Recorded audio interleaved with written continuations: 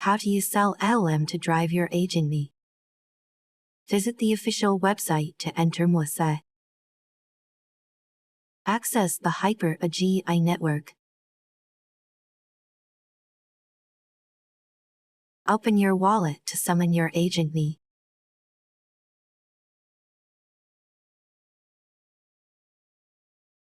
Click to place.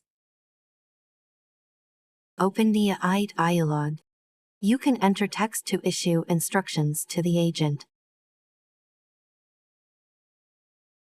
If there is no response, you can send the command multiple times. AgentMe is executing your instructions. You can also click on Common Commands. Click the key R to switch perspectives. You can also have a chat with your AgentMe. Agent can provide professional help.